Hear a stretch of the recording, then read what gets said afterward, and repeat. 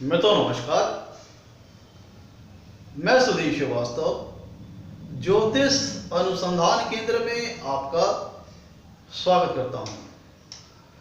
मित्रों, आप लोगों ने मेरे चैनल को अगर अभी तक सब्सक्राइब नहीं किया है तो जल्द सब्सक्राइब करें ताकि मेरे आने वाले नए एपिसोड और वीडियोस की सबसे पहले आपको जानकारी मिल पाए।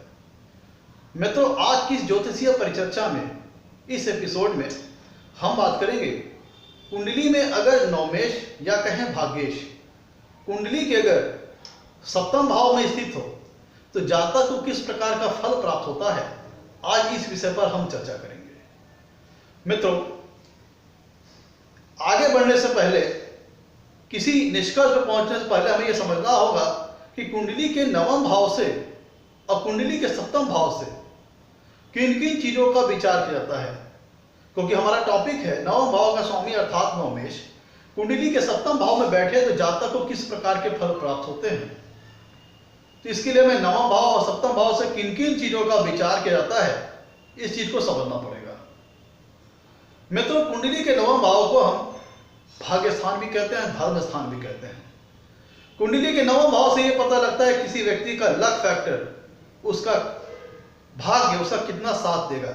कोई मनुष्य इस जन्म में कितना भाग्यशाली है, क्या बहुत कम परिश्रम में उसे बड़ी अच्छी सफलता प्राप्त होगी या उसका जीवन संघर्षों के साथ बीतेगा।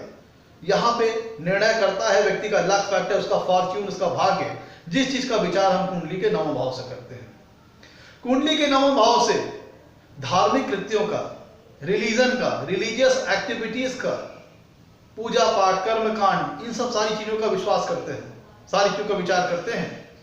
कुंडली के नवम भाव से ये पता लगता है किसी व्यक्ति की ईश्वर के प्रति कितनी आस्था है, कितना समर्पण है, कितना डिवोशन है, वो कितना रिलीजियसली इन्वॉल्व है, वो कितना स्पिरिचुअल है, उसके अंदर कितनी स्पिरिचुअलिटी है, कितनी रिलीजन और रिलीजियस एक्टिविटी के प्रति उसका कितना रुझान है।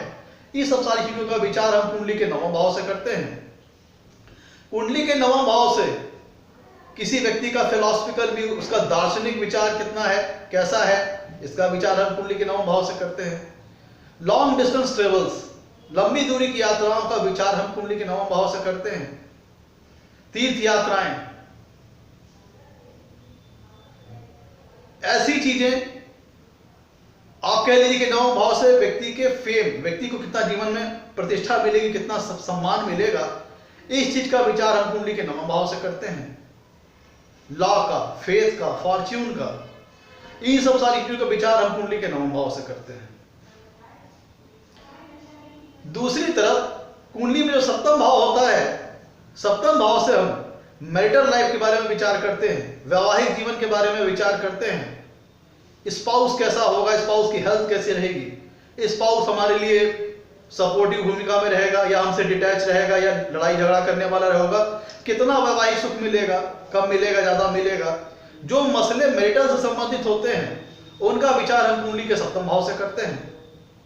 लाइफ पार्टनर कैसा होगा, लाइफ पार्टनर का स्वभाव कैसा होगा, इन सब सारी चीजों का विचार हम कुंडली के सप्तम भाव से करते हैं। कुंडली के सप्तम भाव से बिजनेस का विचार करते हैं, क्योंकि सप्तम भाव दसम भाव से दसम है, तो भाव सिद्धांत के हिसाब से हम सप्तम भाव को बिजनेस से संबंधित मैटर्स के लिए चेक करते हैं। विशेषकर ऐसा बिजनेस जो कि साझेदारी में रह के किया जाए, मतलब बिजनेस पार्टनरशिप, किसी भी प्रकार की जो पार्टनरशिप होती है, बिजनेस पार्टनरशिप या लीगल, आप कह सकते हैं कि legal agreement, legal bonding between two persons, जब हमें देखना हो तो उसका विचार हम कुंडली के सप्तम भाव से करते हैं। मैरिज लाइफ का, सेक्सुअल प्लेजर, सेक्सुअल एंजॉयमेंट, इन सब सारी चीजों का विचार कुंडली के सप्तम भाव से करते हैं। मास ऑफ पीपुल, जन समूह का विचार कुंडली के सप्तम भाव से करते हैं। लॉ, इन सब सारी चीजों का विचार हम कुंडली के सप्तम भाव से करते हैं। तो ये तो हो गया कि नवम भाव से और सप्तम भाव से किन किन चीजों का विचार किया जाता है। आइए अब हम अपने टॉपिक की ओर बढ़ते हैं कि कुंडली में अगर नवमेश सप्तम भाव में स्थित हो तो जातक को किस प्रकार के फल प्राप्त होते हैं। मित्रों, जैसा कि हमें पता है कि जो नवम भाव होता है यह भाग्य स्थान है, और कुंडली के 12 भाव के साथ जब भाग्येश जुड़ता है, नवमेश जुड़ता है, तो उस भाव से संबंधित जो भी विचारे जाने वाले कारक तत्व हैं, जो भी तथ्य हैं, उनसे संबंधित क्षेत्रों में भाग्य विशेष रूप से जातक का साथ देता है। हाँ, यहाँ पे कम ज्यादा जो मात्रा होगी रिजल्ट की, इस बात पर निर्भर करेगा कि भाग्येश उस भाव में किस स्थिति में बैठा है। उच्च राशि का होकर बैठा है, स्वराशि का होकर बैठा है, मित्र राशि का होकर बैठा है, या फिर अति शत्रु राशि का होकर बैठा है, शत्रु राशि का बैठा है। मतलब कि भाग्येश जिस भी कुंडली के 12 भाव में बैठेगा उससे संबंधित क्षेत्र में जातक का भाग्य उसका साथ देगा। पर कम ज्यादा मात्रा इस बात पर निर्भर करेगी कि भाग्येश या कहे नवमेश की प्लेसमेंट उस भाव में कैसी है, क्या स्थिति है उसकी। इन सब सारी चीजों पर भाग्येश का जो फल होगा, उसका रिजल्ट होगा, ये सारी चीजें निर्भर करेंगी। मित्रों, आइए अब एक एक करके सारी पॉसिबिलिटीज, जो सारे इफेक्ट है उसको देखते हैं। मित्रों, 9वां भाव है फॉर्च्यून का, लक का, भाग्य का। 7वां भाव है मैरिज का, मैरिज लाइफ का, लाइफ पार्टनर का है। तो जब नवमेश कुंडली के 7वें भाव में स्थित होते हैं तो यहां पे एक सीधा सीधा मतलब ये निकलता है कि 7वें भाव से विचारे जाने वाले जो भी कारक तत्व है, जिन भी चीजों का विचार कुंडली के 7वें भाव से किया जाता है, उनसे संबंधित क्षेत्रों में जातक का भाग्य उसका विशेष रूप से साथ देगा। और जैसे कि मैंने बताया आपको, कम ज्यादा मात्रा इस बात पर निर्भर करेगी कि नवमेश की कुंडली के 7वें भाव में प्लेसमेंट कैसी है। अब जैसे कि हमारी बात हुई कि जो 9वां भाव है वो भाग्य का है और कुंडली का 7वां भाव मैरिज लाइफ, हमारे लाइफ पार्टनर को दर्शाता है। तो मित्रों, अगर नवमेश या कहे भाग्येश कुंडली के 7वें भाव में स्थित हो तो इसका मतलब ये निकलता है कि मैरिज लाइफ से संबंधित मसलात, मैरिज लाइफ से संबंधित जो भी मैटर्स होते हैं, लाइफ पार्टनर से संबंधित, स्पाउस से संबंधित, इस सारे मैटर से संबंधित क्षेत्रों में जातक अपने आप को भाग्यशाली पाएगा, लकी महसूस करेगा और इन सब सारी चीजों को लेकर के जातक फॉर्चुनेट होगा, मतलब लकी होगा, उसे अच्छा स्पाउस मिलेगा, अच्छा जीवन साथी प्राप्त होगा। अगर लड़की है तो अच्छा पति प्राप्त होगा, पति है तो अच्छी पत्नी प्राप्त होगी। कहने का मतलब भाग्य अगर कुंडली के 7वें भाव में बैठ जाए तो व्यक्ति को स्पाउस पर अच्छा प्राप्त होता है, जीवन साथी मैरिज लाइफ में सपोर्ट करने वाला होता है, मोरल तौर पर भी सपोर्टिव नेचर का होता है, जातक का मोराल बढ़ाता है, मोराल बूस्टअप करता है, जातक का अच्छा सपोर्टिंग करता है, जातक का शुभ चिंतक होता है, जातक को अच्छा कह लीजिए कि एक अच्छा सच्चा जीवन साथी प्राप्त होता है। जब कुंडली में भाग्येश कुंडली के 7वें स्थान में होता है तो जातक को बहुत अच्छा स्पाउस प्राप्त होता है, जो उसके लिए काफी फॉर्चुनेट साबित होता है, काफी लकी साबित होता है। मित्रों, कुंडली का 9वां भाव जो होता है यह एक त्रिकोण स्थान है और सबसे स्ट्रॉन्गेस्ट त्रिकोण स्थान है, सबसे स्ट्रॉन्गेस्ट त्रिकोण स्थान है। और जब वो कुंडली के 7वें भाव में बैठता है, वो तो चूंकि 9वां भाव एक त्रिकोण स्थान है, 7वां भाव एक केंद्र स्थान है, तो यहां पे केंद्र त्रिकोण संबंध बन जाएगा। लक्ष्मी स्थान का स्वामी विष्णु स्थान में आके बैठा है और 7वां भाव जो होता है वह 9वें भाव से 11वां है। ध्यान दीजिएगा, कुंडली में जो 7वां भाव होता है वह 9वें भाव से 11वां है। तो इस लिहाज से नवमेश की कुंडली के 7वें भाव में प्लेसमेंट बहुत अच्छी मानी जाती है। जातक अपने वैवाहिक जीवन से संबंधित विषयों में अपने आप को भाग्यशाली पाएगा। आप ऐसा भी कह सकते हैं कि जातक अलबत्ते भाग्यशाली जातक होगा, लेकिन आफ्टर मैरिज उसके भाग्य में बढ़ोतरी होगी, इंक्रीजमेंट होगी, स्पाउस के आ जाने से उसके भाग्य में वृद्धि होगी, उसका वैवाहिक जीवन, उसका जो स्पाउस के आ जाने से उसके लाइफ में चीजें प्लस होंगी, इंक्रीज होंगी, ग्रोथ होगा। अच्छा क्यों? क्योंकि जो स्पाउस आ रहा है वो अपने साथ साथ आपके लिए फॉर्च्यून लेके आ रहा है, लक लेके आ रहा है। निर्भर इस बात पे करेगा कि नवमेश की कुंडली की प्लेसमेंट 7वें भाव में अच्छी होनी चाहिए। नवमेश कुंडली के 7वें भाव में स्वराशि का हो या उच्च राशि का हो या मित्र राशि का हो या सम राशि का हो, तो जो मैंने सारी बातें बता रहा हूं आपको, वो सारी चीजें लागू होगी और जातक का स्पाउस उसके लिए लक फॉर्च्यून लेके आएगा। और आफ्टर मैरिज ऐसे लोगों का भाग्योदय होता देखा गया है। आफ्टर मैरिज ऐसे लोगों के जीवन में भाग्य बड़ी तेजी से उनका साथ देने लगता है आफ्टर मैरिज। कब? जिन लोगों की कुंडली में, जिनकी कुंडली में नवमेश 7वें भाव में बैठे। जातक अपने वैवाहिक संबंधित विषयों में सेक्सुअल प्लेजर, सेक्सुअल एंजॉयमेंट और सारी चीजों में अपने आप को भाग्यशाली महसूस करता है, उसको वैवाहिक जीवन का संपूर्ण सुख और संपूर्ण आनंद प्राप्त होता है। जो उसका स्पाउस रहता है उसके लिए बहुत सपोर्टिव रहता है, वेल विशर होता है उसका। मित्रों, कुंडली में 9वें भाव से हम फॉर्च्यून का विचार करते हैं और कुंडली का 7वां भाव होता है बिजनेस का, बिजनेस पार्टनरशिप का। तो ये दर्शाता है कि जातक को अगर कुंडली में 9वें 7वें भाव में स्थित हो तो जहां तक बिजनेस मैटर्स में, बिजनेस में फॉर्चुनेट अपने आप को पाता है, भाग्यशाली पाता है, लकी पाता है, और बिजनेस में ऐसे व्यक्तियों को बड़ी अच्छी सफलता प्राप्त होती है, विशेषकर उन बिजनेस में जिसमें जो काम साझेदारी में किया गया हो।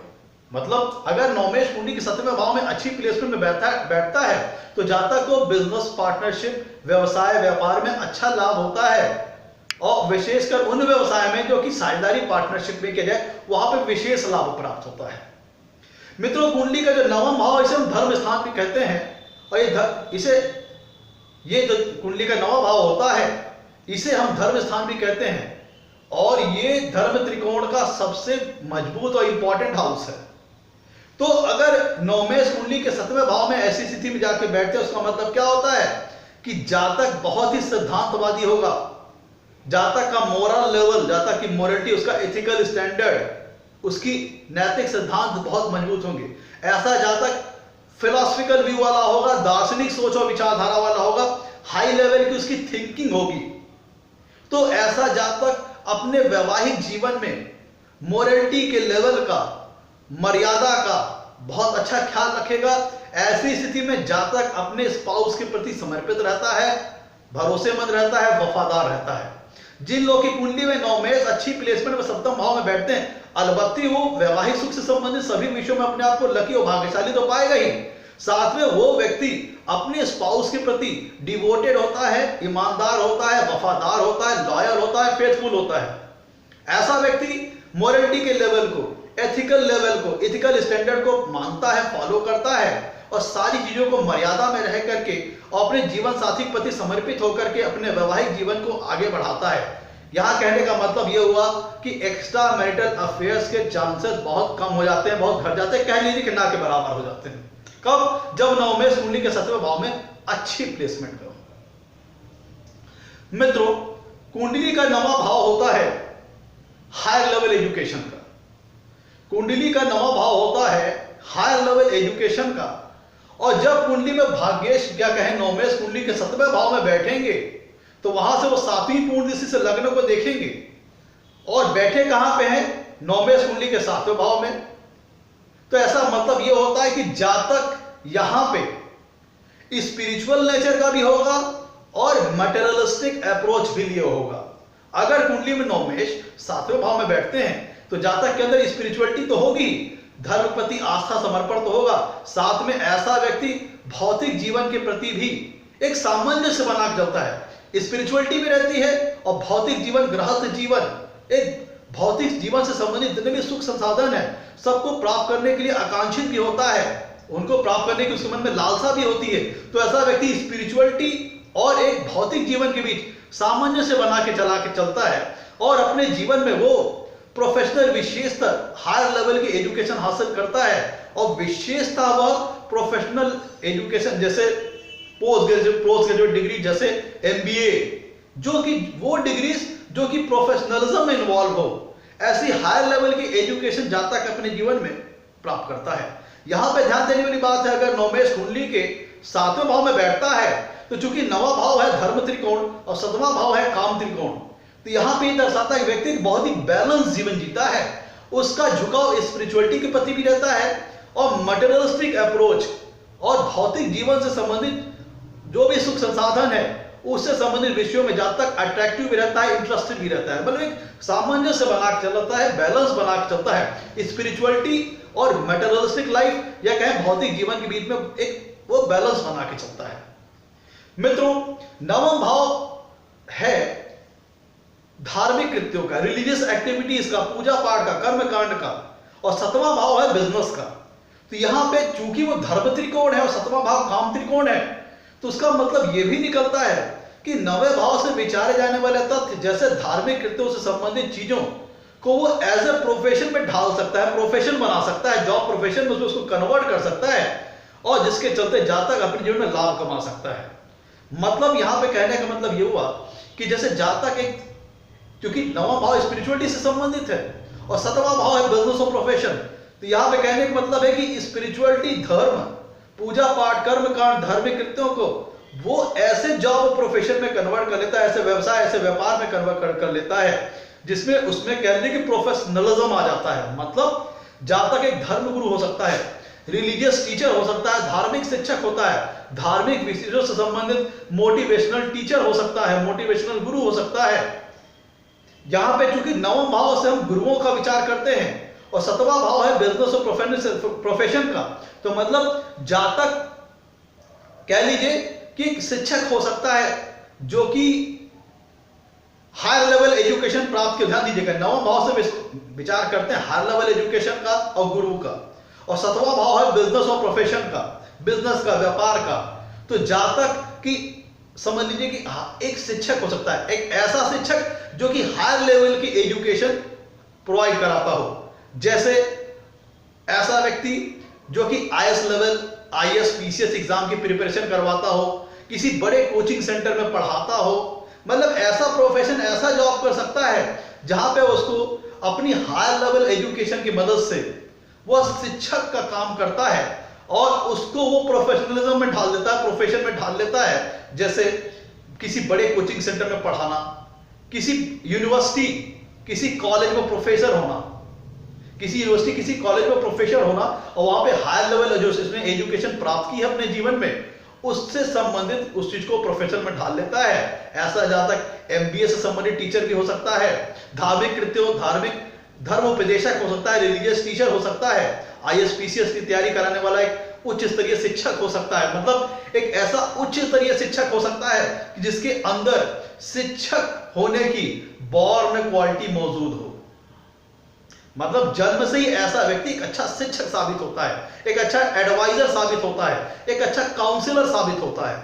मित्रों, अगर कुंडली में नवमेश सप्तम भाव में बैठे और चूंकि नवम भाव से हम लॉन्ग डिस्टेंस ट्रेवल का विचार करते हैं, लंबी दूरी यात्राओं का विचार करते हैं, और सतवां स्थान जो होता है वो जन्म स्थान से किसी दूर स्थान को दर्शाता है, इंगित करता है, संकेत करता है। तो यहां पे इसका मतलब यह हुआ कि व्यक्ति किसी ऐसे जॉब और प्रोफेशन में इन्वॉल्व हो सकता है जहां पे उसे ट्रेवलिंग खूब करनी पड़े, just like travelling agency, tour agency, ये सारी चीजें होती हैं। मतलब ऐसे काम, ऐसे प्रोफेशन जहां पे ट्रेवलिंग खूब करना पड़े। मित्रों, चूंकि नवम भाव से हमने आज बात को मैं फिर से जोड़ दूंगा, नवम भाव हायर लेवल एजुकेशन का होता है, यहां से गुरुओं का विचार करते हैं, और सतवां भाव है बिजनेस और प्रोफेशन का। तो जब तक यहां पे मतलब ये निकलता है, कंक्लूजन ये निकलता है कि जब तक अपने हायर लेवल एजुकेशन को मदद से कुछ ऐसा प्रोफेशन करता है जिससे उसको काफी लाभ हो, जैसे वो खुद किसी यूनिवर्सिटी, कॉलेज में किसी लेवल पे उच्च स्तरीय शिक्षक हो सकता है, धर्म उपदेशक हो सकता है, रिलीजियस टीचर हो सकता है, या फिर उसकी खुद की कोचिंग संस्था हो। मतलब नवम भाव है उच्च स्तरीय शिक्षा से संबंधित, उसको वो प्रोफेशन में कन्वर्ट कर ले, उसका बहुत बड़ा कोई कोचिंग सेंटर हो, उसकी कोई कह लीजिए कि बहुत बड़ी कोई कॉलेज की कोई सब ब्रांचेस हो। मतलब शिक्षा से संबंधित, उच्च स्तरीय शिक्षा से संबंधित वो कोई जॉब प्रोफेशन कर सकता है, व्यापार कर सकता है। मित्रों, अब हम बात करते हैं भावक भावम सिद्धांत से संबंधित। मित्रों, जो कुंडली में नवा भाव होता है, यहां ध्यान दीजिएगा, अब हम भावक भावम सिद्धांत ला के कुछ फल बताने जा रहे हैं। कुंडली में जो नवा भाव होता है मित्रों, वह 11वें भाव से 11वां होता है, और जो 7वां भाव होता है वह 11वें भाव का नवा भाव है। ध्यान दीजिएगा, कुंडली में जो नवा भाव है वह 11वें भाव से 11वां है, और 7वां भाव 11वें भाव से नवा है। तो जब कभी कुंडली में 9वें 7वें भाव में बैठते, इसका मतलब यह हुआ कि 11वें भाव से 11वें भाव का स्वामी 11वें भाव से 9वें भाव में बैठा है। तो यह स्थिति दर्शाता है कि जातक को अपने जीवन में गेन्स बड़े अच्छे प्राप्त होंगे, इनकमिंग उसकी अच्छी रहेगी, अर्निंग अच्छी रहेगी, जातक को लाभ अपने जीवन बड़ा अच्छा प्राप्त होगा। कैसे? लॉजिक को समझिएगा। कुंडली में जो एक 11वां स्थान है और जो नवा स्थान, जो नवम भाव है वो 11वें भाव से 11वां है, और 7वां भाव 11वें भाव से 9वां है।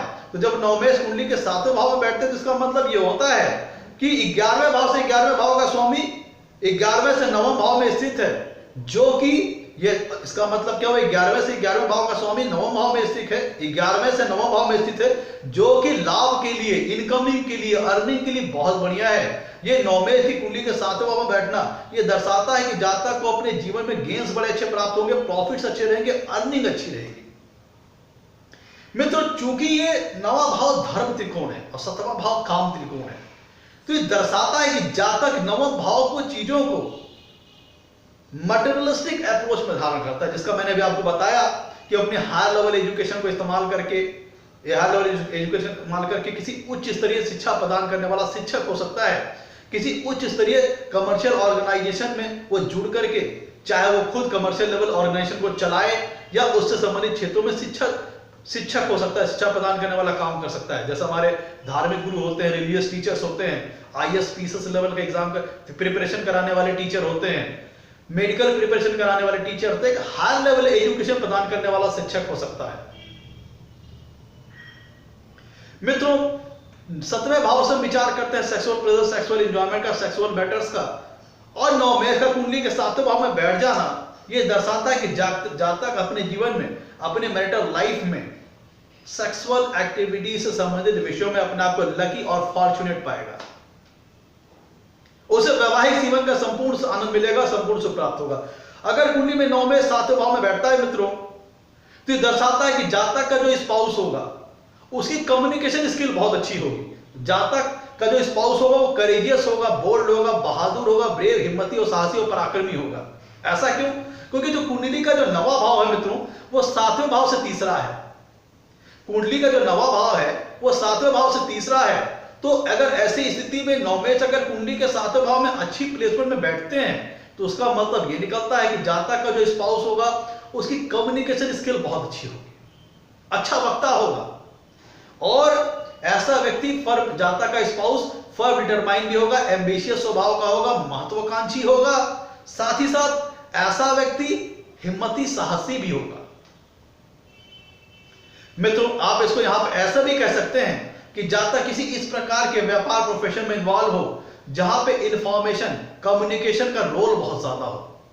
जातक सिंगर हो सकता है, इंफॉर्मेशन टेक्नोलॉजी में काम करने वाला हो सकता है, इंफॉर्मेशन ट्रांसफॉर्मेशन करने से संबंधित व्यापार जॉब प्रोफेशन में इन्वॉल्व हो सकता है। ऐसा मैं इसलिए कह रहा हूं क्योंकि जो कुंडली का 9वां भाव है वो 7वें भाव से तीसरा है, और 7वें भाव से तीसरा होने के कारण यहाँ पे कम्युनिकेशन बहुत महत्व रखता है, इंफॉर्मेशन का ट्रांसफॉर्मेशन होना बहुत महत्व रखता है। तो ऐसी स्थिति में जातक जो है किसी प्रकार के व्यापार जॉब प्रोफेशन में इन्वॉल्व हो सकता है जहां पे कम्युनिकेशन का बहुत रोल हो। जातक मीडिया सेक्टर में हो सकता है, जातक कह लीजिए कि आईटी से इंफॉर्मेशन टेक्नोलॉजी से संबंधित क्षेत्र में हो सकता है, अच्छा सिंगर हो सकता है, अच्छा स्पीचर हो सकता है, अच्छा प्रवक्ता हो सकता है। मतलब कुल मिला के ऐसा समझिए, ऐसे किसी जॉब प्रोफेशन में इन्वॉल्व हो सकता है जहां पे कम्युनिकेशन बहुत मैटर करता हो। ओवरऑल आप समझिए कि कुंडली के 9वां भाव का स्वामी 9 मेष अगर कुंडली के 7वें भाव में बैठे तो ये 7वें भाव से संबंधित चीजों के लिए बड़ा अच्छा है, ये प्लेसमेंट अच्छी मानी जाएगी, क्योंकि 9 मेष कुंडली के 7वें भाव में बैठ करके, ये 7वां भाव 9 भाव से 11वां है, और 9वां भाव त्रिकोण स्थान है और 7वां भाव एक केंद्र स्थान है। तो चूंकि त्रिकोण स्थान का स्वामी केंद्र स्थान में बैठता है तो यहाँ पे केंद्र त्रिकोण संबंध स्थापित हो जाएगा। तो इस लिहाज से भी, और 9 मेष चूंकि बहुत ही फॉर्चुनेट स्थान है, वह 7वें भाव में बैठता है, तो 7वें भाव से विचारे जाने वाले जो भी कारक तत्व हैं उनसे संबंधित क्षेत्र में जातक को काफी भाग्यशाली बना देते हैं। जातक को बड़ा अच्छा स्पाउस मिलता है और बड़ी अच्छी मैरिटल लाइफ बीतती है, और जातक खुद भी अपने स्पाउस के लिए डिवोटेड होता है, समर्पित होता है, और एक कह लीजिए कि एक निष्ठ होकर जीवन जीता है। बहुत ज्यादा कह लीजिए कि ऐसे स्थिति में एक्स्ट्रा मैरिटल होने के चांसेस बहुत ना के बराबर या खत्म हो जाते हैं, क्योंकि जातक अपने वैवाहिक जीवन में मोरलिटी का, एथिकल स्टैंडर्ड्स का बहुत ज्यादा फॉलो करता है और अपने स्पाउस के प्रति बहुत समर्पित होता है, बहुत डिवोटेड होता है। मैं तो आज ये था हमारा एपिसोड, कुंडली के 9वें भाव का स्वामी 7वें भाव में बैठे तो जातक को किस प्रकार का फल प्राप्त होता है। अगर आपको हमारा एपिसोड पसंद आया हो तो लाइक करें, हमारे चैनल को सब्सक्राइब करें। आज के लिए इतना ही मित्रों, धन्यवाद।